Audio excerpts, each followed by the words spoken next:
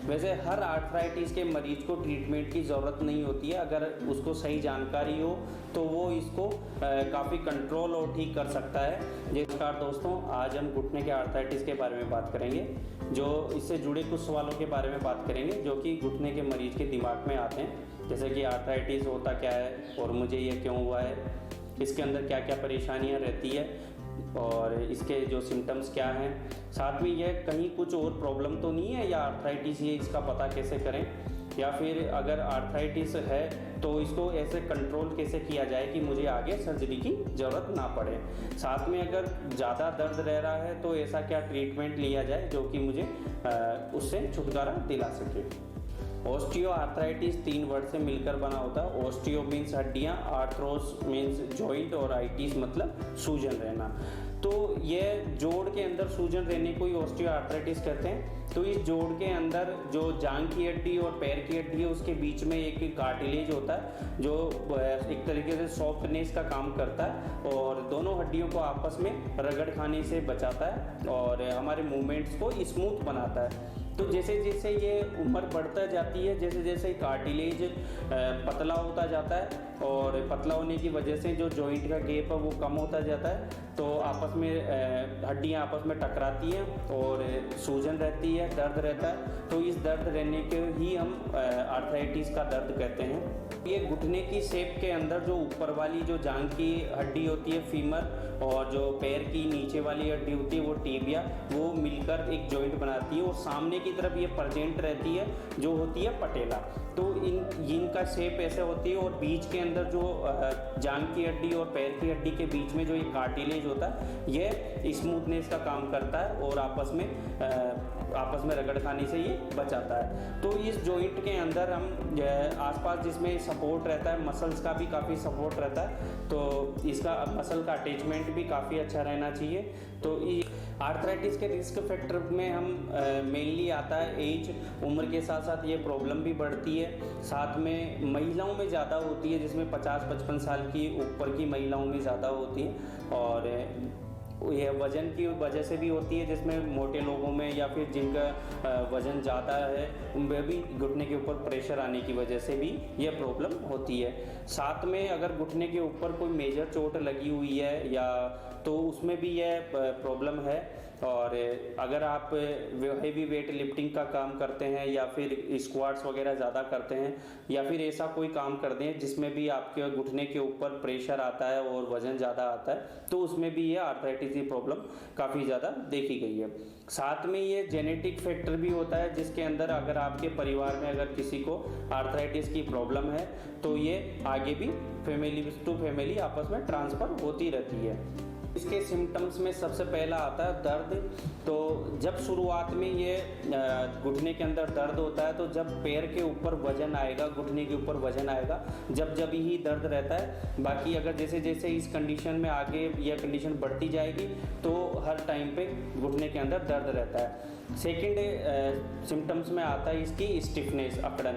घुटने के अंदर अकड़न भी आने लग जाती है, जिसकी वजह से मूवमेंट लिमिटेड हो जाते हैं, घुटना मुड़ने और सीधा करने में काफ़ी परेशानी रहती है और स्वेलिंग भी बनी रहती है, इसके अंदर सूजन भी आती है थर्ड सिम्टम्स के अंदर।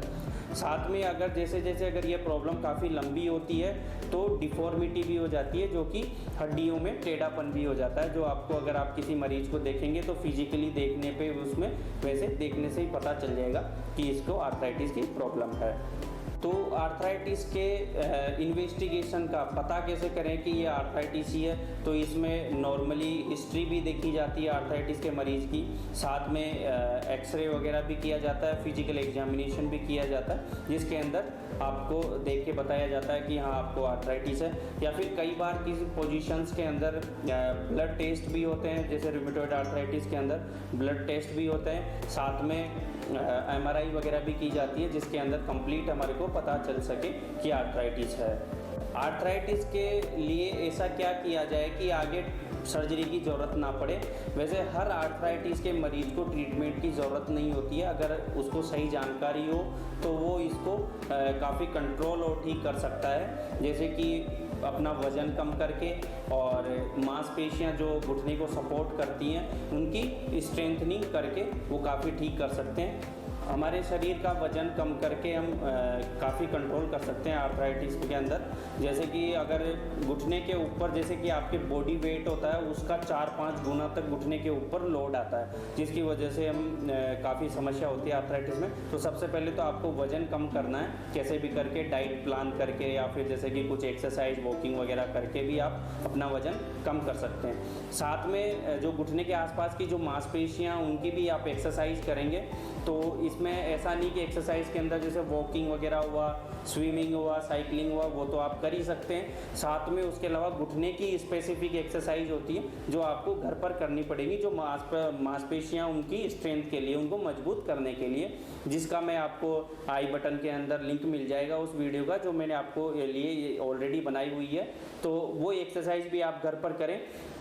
और जो घुटने की एक्सरसाइज है, ऐसा नहीं है कि आप 5 दिन 10 दिन के अंदर ही कंप्लीट बिल्कुल ठीक कर लेंगे। एक्सरसाइज को कि एक लंबे टाइम के लिए आपको प्लान करना पड़ता है। 4 से 6 वीक के लिए आपको कंटिन्यू करना पड़ेगा, जिसके अंदर आपको कुछ फ़र्क नज़र आ जाएगा आपको घुटने के अंदर कंटिन्यू करेंगे तो एक्सरसाइज वो आप कंटिन्यू करेंगे। अगर आपको फिर भी अगर घुटने से संबंधित किसी प्रकार की कोई प्रॉब्लम है तो आप मुझे कमेंट बॉक्स में मैसेज कर सकते हैं, जिससे आपको मैं रिप्लाई ज़रूर करूँगा। साथ में अगर जैसे किसी को ज़्यादा दर्द रह रहा हो तो हम फिजियोथेरेपी ट्रीटमेंट भी ले सकते हैं, जिसके अंदर कुछ मॉडलिटीज़ होती हैं जिसका यूज करके घुटने के दर्द को काफ़ी ठीक किया जाता है और आपको कोई इसका साइड इफ़ेक्ट नहीं है और आपको बेनिफिट मिलता है आर्थराइटिस के दर्द के अंदर। साथ में हम मेडिसिन की बात करते हैं तो दर्द के अंदर पैरासीटामोल मोस्टली ज़्यादा देते हैं, पैरासीटामोल दे देते हैं या फिर कोई जेल्स वगैरह दे देते हैं। साथ में एंटी इन्फ्लामेटरी मेडिसिन होती है जो आपको दी जाती है।